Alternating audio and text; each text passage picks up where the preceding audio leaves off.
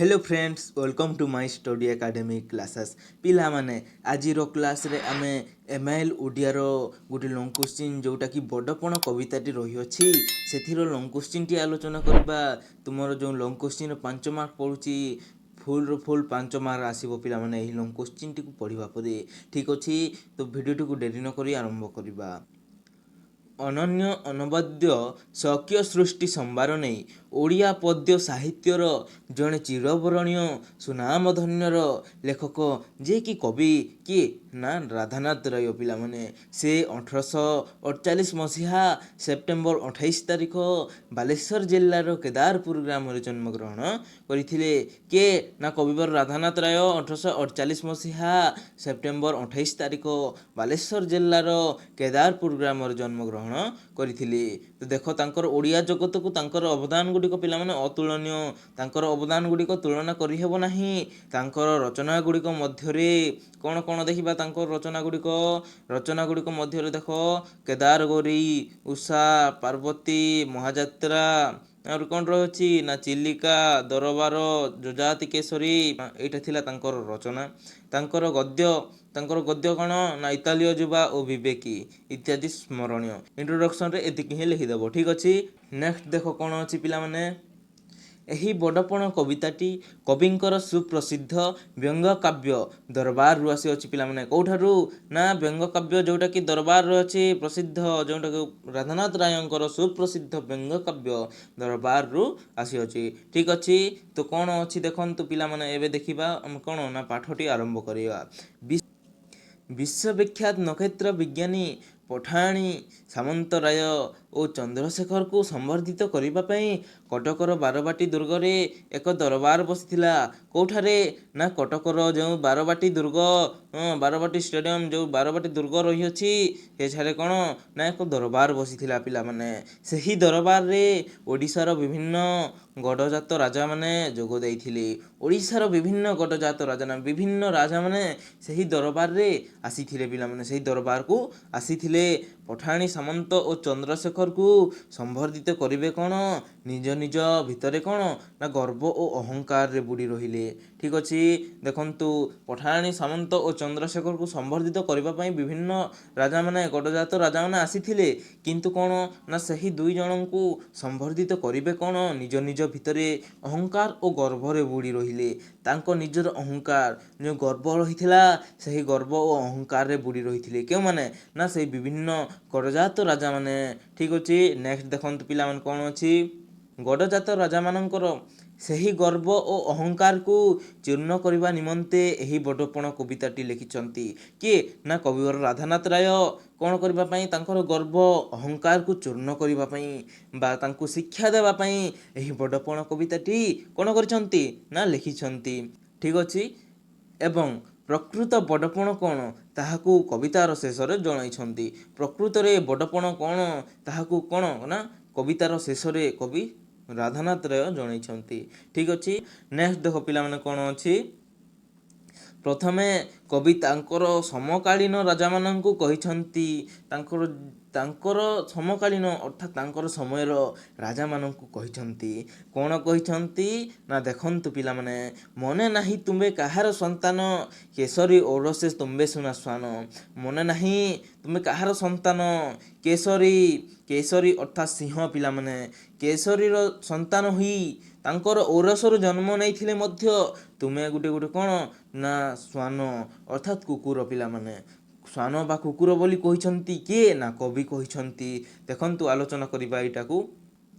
ମନେ ନାହିଁ ତୁମ୍ଭେ କାହାର ସନ୍ତାନ, ତୁମମାନଙ୍କର ପିତୃଗଣ ଥିଲେ କେଶରୀ ଅର୍ଥାତ୍ କ'ଣ ପିଲାମାନେ, କେଶରୀ ଅର୍ଥାତ୍ ସିଂହ, କିନ୍ତୁ ତୁମ୍ଭେମାନେ ତାଙ୍କର ଔରସରୁ ତାଙ୍କଠାରୁ ଜନ୍ମ ହୋଇଥିଲେ ମଧ୍ୟ ତୁମମାନଙ୍କୁ କବି ଶ୍ୱାନ ବା କୁକୁର କହିବାକୁ ମଧ୍ୟ ପଛାଇ ନାହାନ୍ତି। କାରଣ ତୁମ୍ଭେମାନେ ପୂର୍ବପୁରୁଷର ବିଶାଳ ପ୍ରତିଷ୍ଠାକୁ ବିକି ଭାଙ୍ଗି ଖାଉଛ।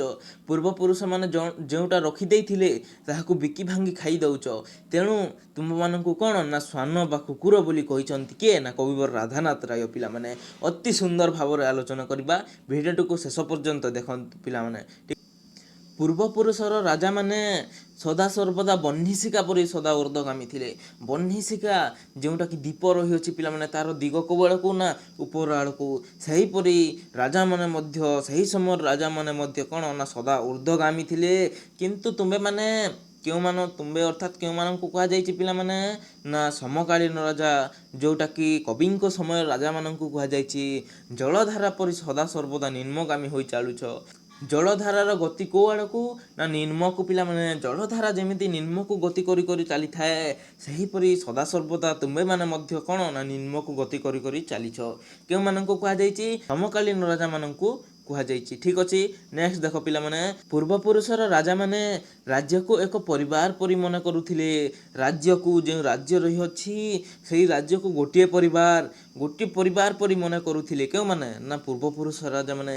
କିନ୍ତୁ କବିଙ୍କ ସମୟର ରାଜା ଓ ପ୍ରଜାଙ୍କ ସମ୍ପର୍କ ହେଲା ବାଜପାରା ପରି। ଦେଖ, କବିଙ୍କ ସମୟର ଯେଉଁ ସମକାଳୀନ ରାଜାମାନେ ରହିଅଛନ୍ତି, ରାଜା ଓ ପ୍ରଜାଙ୍କର ସମ୍ପର୍କ କ'ଣ ହୋଇଛି? ଏବେ ରାଜା ଓ ପ୍ରଜାଙ୍କ ସମ୍ପର୍କ କ'ଣ ହୋଇଛି? ନା ବାଜପାରା ପରି ହୋଇଛି। ବାଜ ଯେମିତି ପାରାକୁ ନେଇଯିବା ପାଇଁ, ଖାଇବା ପାଇଁ ଚେଷ୍ଟା କରିଥାଏ, ଜଗିକି ରହିଥାଏ, ସେହିପରି କ'ଣ ନା ପ୍ରଜାମାନଙ୍କୁ ସମକାଳୀନ ରାଜାମାନେ ଜଗିକି ରହିଥାନ୍ତି। ଠିକ୍ ଅଛି, ଆହୁରି କ'ଣ କୁହାଯାଇଛି ଦେଖନ୍ତୁ ପିଲାମାନେ, ବନ୍ଧୁକ ମୁନ ଦେଖାଇ ପ୍ରଜାମାନଙ୍କୁ ଭୟଭୀତ କରାଉଛ। ବନ୍ଧୁକ ମୁନ ମଧ୍ୟ ଦେଖାଇ, ବନ୍ଧୁକ ଦେଖାଇ ପ୍ରଜାମାନଙ୍କୁ ଭୟଭୀତ କରାଉଛ। ଠିକ୍ ଅଛି, ନେକ୍ସଟ ଦେଖ ପିଲାମାନେ, ଏହି ସମୟର ରାଜଧର୍ମ ହେଲା ପ୍ରଜାଧନ ବୁହା ଓ ସମସ୍ତ ରାଜାଙ୍କର ସର୍ବସ୍ୱ ଗୋଟେ ଗୋଟେ ଗନ୍ତାଘର ଥିଲା। ପିଲାମାନେ କ'ଣ ନା ଏହି ସମକାଳୀନ ରାଜାମାନଙ୍କର କ'ଣ ରାଜଧର୍ମ କ'ଣ ହେଲା ନା ତାଙ୍କର ରାଜଧର୍ମ କ'ଣ ବୋଲି କୁହାଯାଇଛି? ନା ପ୍ରଜାଧନକୁ ବୋହି ନେଇଯିବା। ପ୍ରଜାର ଧନ, ଯେଉଁ ସମାର୍ଜିତ ଗ୍ରାସକୁ ସେମାନେ କ'ଣ ତାଙ୍କର ଧନ ସମ୍ପତ୍ତିକୁ ଲୁଟି ନେଇଯିବାକୁ ଏଠାରେ କୁହାଯାଇଛି। ପିଲାମାନେ ତାଙ୍କର ରାଜାମାନଙ୍କର କ'ଣ ଅଛି? ଏବେ ଗୋଟିଏ ଗୋଟିଏ ସର୍ବସ୍ୱ ଗୋଟେ ଗୋଟେ କ'ଣ ଅଛି? ନା ଗନ୍ତାଘର। ପିଲାମାନେ ଯେଉଁମାନେ ପଇସା ରଖନ୍ତି, ଟଙ୍କା ରଖନ୍ତି, ତାହାକୁ ଗନ୍ତାଘର ବୋଲି କୁହାଯାଇଛି। ପିଲାମାନେ ଠିକ୍ ଅଛି, ପ୍ରଜାମାନଙ୍କର ଶ୍ରମାର୍ଜିତ ଗ୍ରାସକୁ କାଢ଼ି ନେଉଥିଲେ। ତାଙ୍କର ଶ୍ରମ କରି ଯେଉଁ ଟଙ୍କା କମାଇଥିଲେ ତାହାକୁ କାଢ଼ି ନେଉଥିଲେ ଏବଂ କ'ଣ କରୁଥିଲେ ନା ବିଦେଶୀମାନଙ୍କୁ କୁଟକୁଟାଣ୍ଡ ଖୁଆଉଥିଲେ। ପିଲାମାନେ କୁଟକୁଟାଣ୍ଡ ଅର୍ଥାତ୍ ପିଲାମାନେ କୁକୁଡ଼ା ଅଣ୍ଡା ଖୁଆଉଥିଲେ। କେଉଁମାନଙ୍କୁ? ନା ବିଦେଶୀମାନଙ୍କୁ ଖୁଆଉଥିଲେ ଏବଂ ପ୍ରଜାମାନଙ୍କୁ ଜରିମାନା କରିବା ପାଇଁ ଟାକିକି ରହିଥିଲେ। ଟାକିକି ଅର୍ଥାତ୍ ପିଲାମାନେ ପ୍ରଜାମାନଙ୍କୁ ଜରିମାନା କରିବା ପାଇଁ ଜଗିକି ରହିଥିଲେ। ଠିକ୍ ଅଛି, ରାଜାମାନଙ୍କର ଧନ ବିନା ଆଉ କୌଣସି ଚିନ୍ତା ନଥିଲା। ଯେଉଁ ସମକାଳୀନ ରାଜାମାନେ ରହିଥିଲେ ତାଙ୍କର ଧନ ବିନା ଆଉ କୌଣସି ଚିନ୍ତା ମଧ୍ୟ ନଥିଲା। ତେଣୁ କୁହାଯାଇଛି ଯେ ଧନର ସାଫଲ୍ୟ କେବଳ ସୁବ୍ୟୟରେ ହିଁ ରହିଥାଏ। ପିଲାମାନେ ଅନ୍ୟ କେଉଁଠାରେ ରହେ ନାହିଁ। ତେଣୁ କ'ଣ କୁହାଯାଇଛି? ଧନର ସାଫଲ୍ୟ କେବଳ ସୁବ୍ୟୟରେ ହିଁ ରହିଥାଏ। ପିଲାମାନେ କ୍ୱେଶ୍ଚିନ୍ ଆସିବ, କ'ଣ ଆସିବ? ଧନର ସାଫଲ୍ୟ କେଉଁଠାରେ ରହିଥାଏ? ନା କେବଳ ସୁବ୍ୟୟରେ। ଏତିକି ଲେଖିବ ପିଲାମାନେ, ସୁବ୍ୟୟରେ ହିଁ ରହିଥାଏ। ଠିକ୍ ଅଛି, ଏମିତି କେତେ ଆସି କେତେ ଗଲେଣି, ଧନ ଯେମିତି ଥାଏ ସେମିତି ହିଁ ରହିଯାଏ। ଧନକୁ କିଏ ମଧ୍ୟ ନେଇଯାଇ ପାରନ୍ତି ନାହିଁ। ପିଲାମାନେ ମରିଲା ବେଳେ ସେ ଏକା ହିଁ ଯାଏ, ଯେମିତି ଆସିଥାଏ ସେମିତି ହିଁ ଫେରିଯାଏ। ଧନକୁ କିଏ ମଧ୍ୟ ନେଇକି ଯାଇପାରେ ନାହିଁ, ଯେମିତି ଥାଏ ସେମିତି ହିଁ ରହିଯାଏ।